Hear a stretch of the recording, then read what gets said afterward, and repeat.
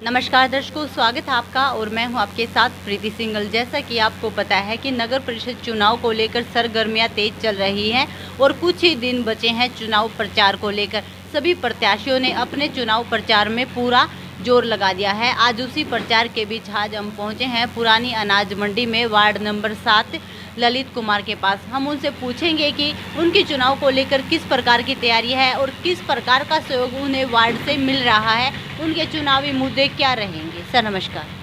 मैं पहले सभी अपने वार्ड वासियों को नमस्कार करता हूं। मेरा जो मेन उद्देश्य चुनाव लड़ने का है वो ये है कि मैं एक नई दिशा तय करना चाहता हूं कि काम करने का तरीका क्या हो। उसकी वजह क्या है कि मैं अपने कॉलेज में भी सक्रिय रहा हूं, विद्यार्थी परिषद में, और मैंने वहाँ सेक्रेटरी का चुनाव जीता था। हमारे परिवार से मेरी मदर भी पार्षद रही हैं, वो अनुभव भी है, और मेरे जो पिताजी हैं महावीर गुप्ता जी, वो भी राजनीति में सक्रिय हैं और मैंने पहली बार फार्म भरा है। आपके चुनावी मुद्दे क्या रहेंगे? मेरे चुनावी मुद्दे ये रहेंगे, एक तो जो हमारे वार्ड में सफाई की व्यवस्था अच्छी हो, लाइटें दुरुस्त हों, और जो लोगों की समस्याएं हों उनके लिए त्वरित कार्रवाई हो। मेरा उसका तरीका क्या है कि जो मैं स्कूटर में मार्केट का काम है मेरा, अपने वहीं मोड़ जहाँ चाहिए 10 मिनट में उनके लोगों के समक्ष पहुँच जाऊँगा। सर आपके वार्ड में कोई एक ऐसी समस्या आप बता सकते हो जिसका आज तक कोई समाधान नहीं हुआ हो? मेरे वार्ड में पानी दूषित आने की समस्या है और मैं ये चाहता हूँ कि वो समस्या मैं अपने तरीके से आगे पहुँचाऊँ।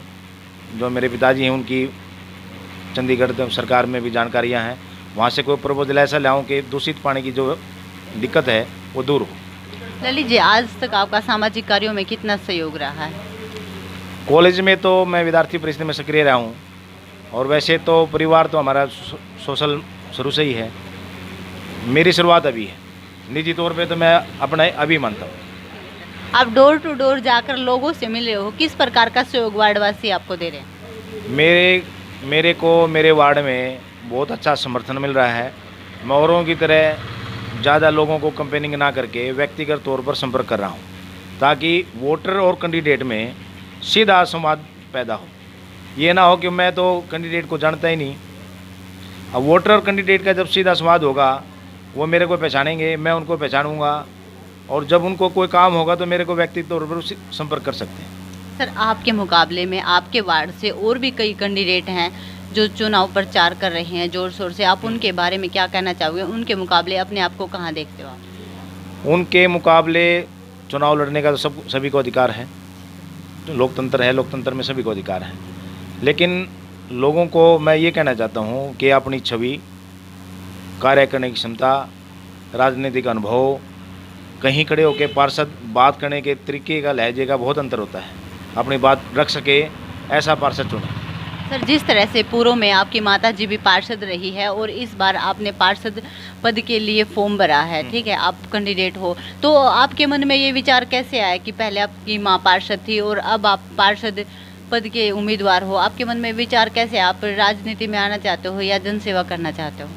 देखो, पार्षद का लेवल जो है राजनीतिक स्तर पर नहीं होता, ये तो पारिवारिक चुनाव होते हैं।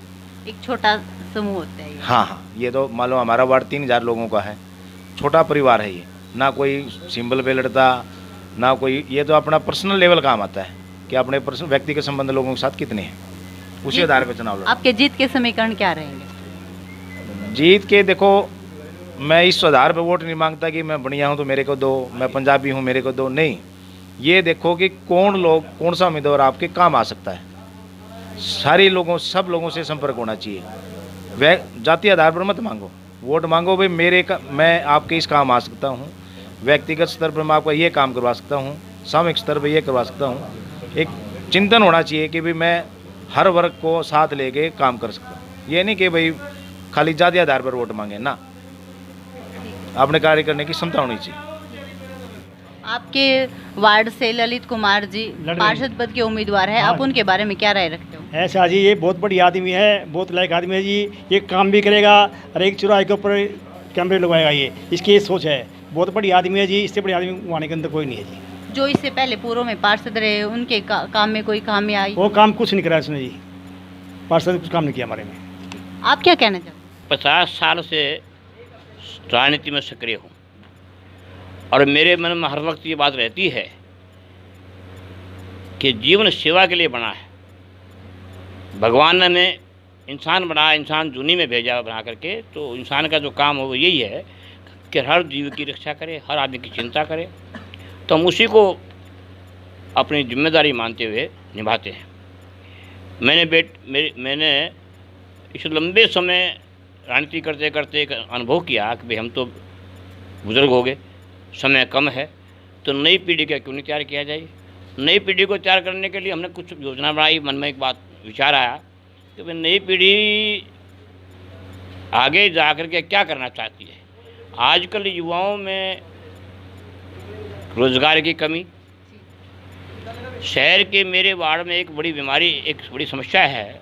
हालांकि बहुत काम हुआ पिछले 5-7 वर्षों में, लेकिन एक समस्या बाकी है। जो पानी आता है पीने का, साफ़ नहीं आता। वो साफ़ कैसे हो ताकि लोग बीमारी से छुटकारा पाएँ।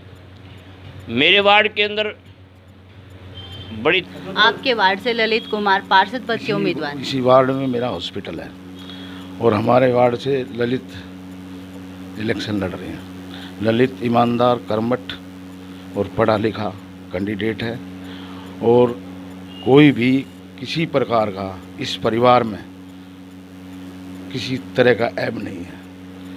और सेवक महावीर गुप्ता जी अब भी बहुत लोगों की सेवा करते हैं। किसी समय भी कोई आ गया चंडीगढ़ तक अपने पैसे से, अपने किराए से खुद लोगों की मदद करते हैं। तो मैं तो यही कहना चाहूँगा, अच्छे कर्मठ पढ़े लिखे इंसान को चुनना चाहिए।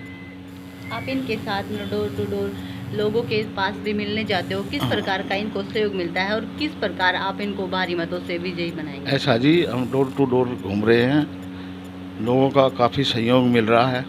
बाकी जो सारी तरह के लोग होते हैं, जो बढ़िया लोग हैं, जो ईमानदार हैं और पढ़े लिखे इंसान को देखते हैं, उस तरह का सहयोग हमारे को काफ़ी मिल रहा है।